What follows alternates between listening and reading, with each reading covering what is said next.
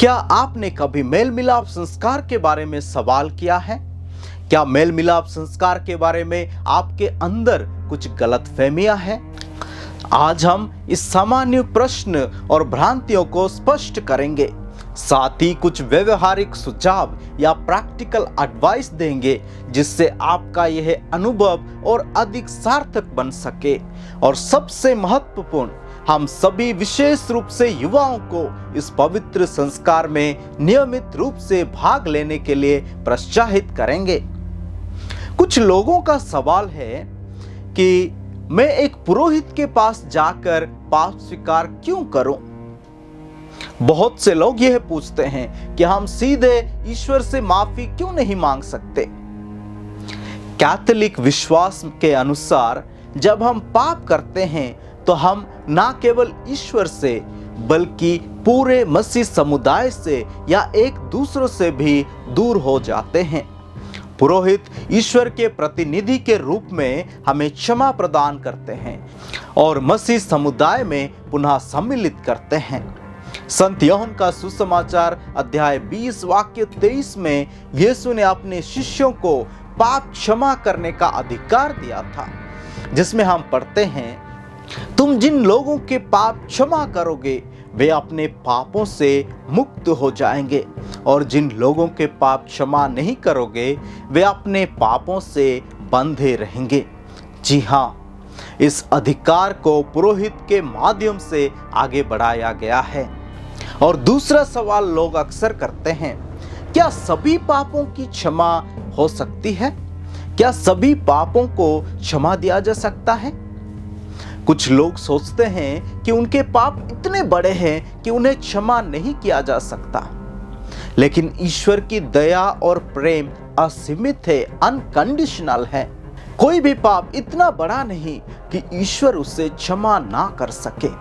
सच्चे पश्चाताप के साथ सभी पापों को मेल मिलाप के संस्कार में क्षमा दिया जा सकता है।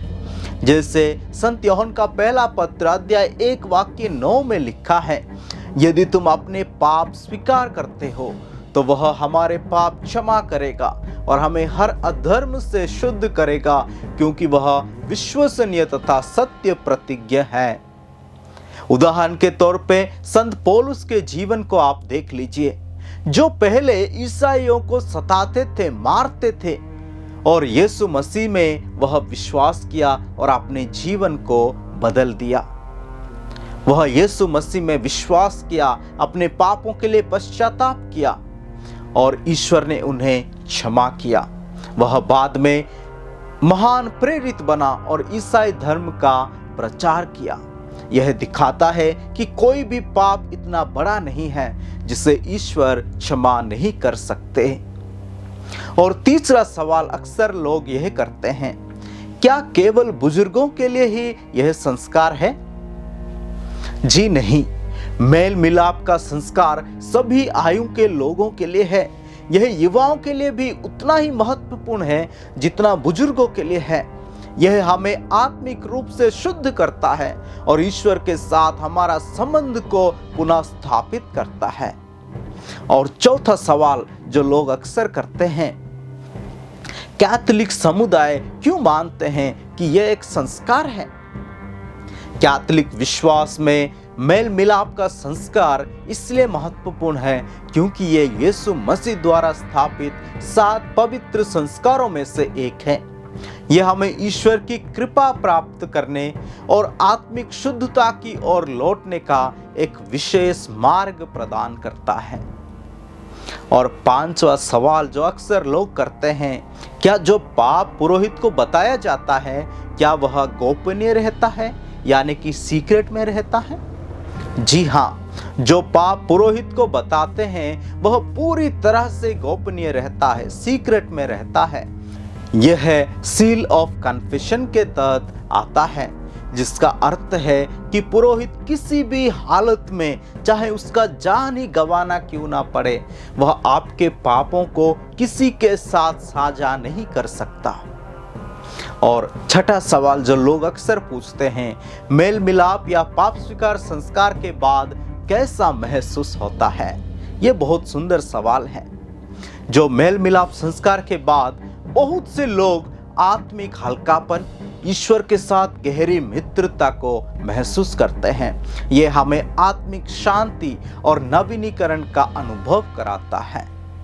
हम लोग अब तक कुछ प्रश्नों पर मनन चिंतन कर रहे थे। अभी हम कुछ सामान्य भ्रांतियां पर चर्चा करेंगे, जिसमें सबसे पहला है, पापों को केवल तब स्वीकार करना चाहिए जब वे गंभीर हो। सभी पापों को स्वीकार करना आवश्यक है, चाहे वे गंभीर हो या हल्के। हल्के पाप भी हमारे और ईश्वर के बीच की मित्रता को कमजोर कर सकते हैं। इसलिए सभी पापों को प्रभु के सामने स्वीकार करना आवश्यक है। और दूसरा भ्रांतियां यह है कि कन्फेशन या पाप स्वीकार मुश्किल और डरावना होता है। क्या ऐसे होता है? जी नहीं। पाप स्वीकार संस्कार एक सुंदर और विनम्र अनुभव हो सकता है। यह आत्मिक शुद्धता और ईश्वर के प्रेम का अनुभव करने का मार्ग है। पुरोहित यहाँ आपकी मदद करने के लिए है, ना कि आपको डांटने के लिए है। इसलिए यह डरावना नहीं बल्कि एक सुंदर अनुभव हो सकता है। साथ ही साथ मैं आप लोगों के साथ कुछ व्यवहारिक सुझाव या फिर प्रैक्टिकल एडवाइस देना चाहता हूं, जिसमें सबसे पहला है, नियमित कन्फेशन का समय निर्धारित करें। नियमित रूप से कन्फेशन या पाप स्वीकार करने से आत्मिक शुद्धता बनाए रखने में मदद मिलती है। आप हर महीने या हर दूसरे महीने पाप स्वीकार का समय निर्धारित कर सकते हैं। दूसरा है, अंतःकरण की परीक्षा करें।